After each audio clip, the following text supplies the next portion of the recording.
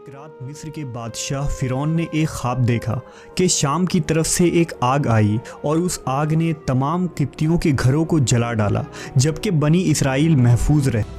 فرعون نے جب اپنا خواب کاہنوں اور نجومیوں کو بتایا تو انہوں نے اس کی تعبیر یہ بتائی کہ بنی اسرائیل میں ایک بچہ پیدا ہوگا اور اس کے ہاتھوں اہل مصر کی ہلاکت ہوگی۔ بنی اسرائیل کے یہاں بھی شروع سے ہی یہی بات مشہور تھی، لہٰذا اس خواب کے بعد وہ مزید فکر مند ہو گیا اور اس نے حکم جاری کر دیا کہ بنی اسرائیل میں پیدا ہونے والے تمام لڑکے قتل کر دیے جائیں۔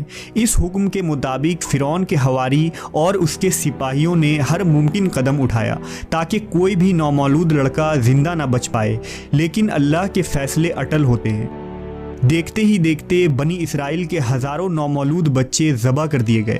پھر ایک وقت وہ آیا کہ جب قبطی سرداروں نے فرعون سے کہا کہ اگر بنی اسرائیل کے لڑکوں کا اسی طرح قتل عام ہوتا رہا تو ہمیں آئندہ خدمت گار ملنا مشکل ہو جائیں گے، اور پھر ہمارے یہ کمتر، گھٹیا اور غلیظ کام کون کرے گا؟ اس پر فرعون نے حکم جاری کیا کہ 1 سال چھوڑ کر بچے قتل کیے جائیں۔ ان دنوں حضرت موسیٰ کی والدہ اپنے حمل کے ابتدائی دنوں میں تھی۔ اللہ نے ان کی حفاظت کا سامان اس طرح فرمایا کہ ان کی والدہ پر معمول کے مطابق حمل کے آثار ظاہر نہیں ہوئے، جن سے آپ فرعون کی چھوڑی ہوئی دائیوں کی نگاہ میں نہ آئیں۔ انہوں نے اس بات کو چھپائے رکھا یہاں تک کہ پیدائش کا وقت آ پہنچا اور انہوں نے بچے کو جنم دیا۔ اس بارے میں سوائے قریبی لوگوں کے کوئی نہیں جانتا تھا۔ نجومیوں نے فرعون کو اطلاع دی کہ بچہ پیدا ہو چکا ہے۔ اس اطلاع نے فرعون کو بدحواس کر دیا۔ اس کے سپاہیوں نے گھر گھر تلاشی شروع کر دی۔ حضرت موسیٰ کے بھائی حضرت ہارون سال امان میں پیدا ہوئے تھے، جبکہ حضرت موسیٰ قتل والے سال میں پیدا ہوئے۔ حضرت موسیٰ کے والدین سخت پریشان تھے۔ 3 مہینے تک انہوں نے حضرت موسیٰ کو چھپا کر رکھا، لیکن زیادہ عرصہ تک بچے کو شاہی جاسوسوں کے نظروں سے چھپا کر رکھنا ممکن نہ تھا۔ پھر بھی وہ اپنی پوری کوشش کرتی رہی، یہاں تک کہ ان کے پاس اللہ کا حکم آ گیا۔ یہ حکم اللہ نے ان کے دل میں ڈالا تھا، یعنی القاء کیا تھا۔ حضرت موسیٰ کی والدہ کے دل میں خیال آیا کہ تابوت کی طرح ایک صندوق بنایا جائے اور اس بچے کو اس صندوق میں رکھ کر دریائے نیل کے بہاؤ پر چھوڑ دیا جائے۔ حضرت موسیٰ کی ماں نے اللہ کے حکم کے مطابق بچے کو صندوق میں رکھا اور دریا میں چھوڑ دیا۔ ساتھ ہی موسیٰ علیہ السلام کی بہن سے کہا کہ تم اس کے پیچھے پیچھے چلتی جاؤ۔ لہٰذا وہ دریائے نیل کے موجوں میں چلے اور ان کی بہن کنارے کنارے چلی، اپنے بھائی کی نگرانی کرتی جا رہی تھی کہ دریا میں ڈالنے کے بعد وہ کہاں جاتے ہیں۔ صندوق بہتا ہوا محل کے تالاب میں پہنچ گیا۔ وہاں فرعون کی بیوی ملکہ اور خادمائیں لطف اندوز ہو رہی تھی کہ صندوق پر ملکہ کی نظر پڑی۔ اس نے کنیزوں کو حکم دیا کہ صندوق کو تالاب سے نکال لاؤ۔ صندوق کھولا گیا تو اس میں ایک حسین اور تندرست بچہ آرام سے لیٹا ہوا انگوٹھا چوس رہا تھا۔ ملکہ بہت خوش ہوئی، اس کی آنکھوں میں ممتا اتر آئی۔ شفقت و محبت سے بچے کو گود میں لے لیا۔ ملکہ نے سوچا کہ اس بچے کو بیٹا بنا کر پالنا چاہیے۔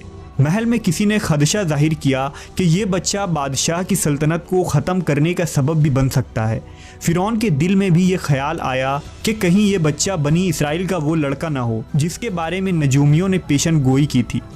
لیکن فرعون کی بیوی نے کہا یہ بھی تو ہو سکتا ہے کہ یہ بچہ ہماری آنکھوں کی ٹھنڈک بنے یا ہم اس کو اپنا بیٹا بنا لیں۔ اس پر فرعون نے کہا یہ صرف تیری آنکھ کی ٹھنڈک ہے، میری نہیں۔ میں نہیں چاہتا بنی اسرائیل کا کوئی بچہ میری نگرانی میں پلے، لہٰذا یہ صرف تیری ہی آنکھوں کی ٹھنڈک ہے۔ حضرت ابن عباس فرماتے ہیں کہ اگر فرعون یہ بات کہہ دیتا کہ یہ میری بھی آنکھوں کی ٹھنڈک ہے تو اللہ تعالیٰ اسے ہدایت دے دیتا، لیکن اس نے یہ کہا کہ یہ صرف تیری آنکھوں کی ٹھنڈک ہے۔ ملکہ نے اس بچے کا نام موسیٰ رکھا، جس کے معنی ہیں وہ شخص جو پانی سے نکالا گیا ہو۔ بچے کو جب محل میں لے جایا گیا تو اس نے دودھ کے لیے رونا شروع کر دیا۔ بچے کے پاس دودھ پلانے والیاں لائی گئیں، لیکن بچے نے کسی عورت کا بھی دودھ نہ پیا۔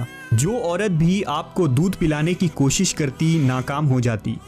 ادھر موسیٰ علیہ السلام کی بہن دور کھڑی یہ سب دیکھ رہی تھی۔ موسیٰ علیہ السلام کی بہن نے فرعون کی بیوی سے کہا کیا میں تمہیں ایسا گھر نہ بتاؤں جو اس بچے کی تمہارے لیے پرورش کرے اور اس بچے کی خیرخواہ ہو، اس لیے کہ وہ ایک غریب گھرانہ ہے۔ جب انہیں معلوم ہوگا کہ یہ بچہ فرعون کے گھر سے آیا ہے تو انہیں انعام و اکرام ملنے کی امید رہے گی۔ اس گھر میں نیک سیرت خاتون ہے، وہ اس بچے کو بخوشی دودھ پلانا قبول کرے گی۔ فرعون کی بیوی نے کہا چلو ٹھیک ہے، لہٰذا آپ کی بہن انہیں گھر لے کر آئی۔ والدہ محترمہ نے بچے کو دودھ پلایا تو آپ نے فوراً دودھ پینا شروع کر دیا۔ اب چونکہ بچے نے کسی اور کا دودھ پینا قبول نہیں کیا تھا، اس لیے وہ خود بچے کو لے کر آتے تھے۔ اس طرح موسیٰ علیہ السلام کی والدہ کا بے حد احترام ہونے لگا۔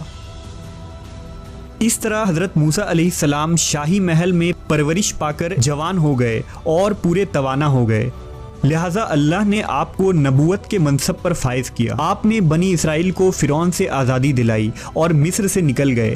فرعون بنی اسرائیل کو ختم کرنے کے لیے لشکر لے کر روانہ ہوا۔ جب بنی اسرائیل بحر احمر کے قریب پہنچے تو اللہ نے ان کے لیے دریا کے بیچ سے راستہ کھول دیا۔ یہ وہی موقع تھا جب فرعون کا وہ خواب پورا ہونے والا تھا اور اس کی بادشاہت اور لاؤ لشکر تباہ و برباد ہونے والی تھی۔ بنی اسرائیل تو سمندر کے پار چلے گئے، مگر جب فرعون اپنے لشکر سمیت ان کے پیچھے آیا تو سمندر کا یہ راستہ بند ہو گیا اور وہ اپنے لشکر سمیت اس سمندر میں غرق ہو گیا۔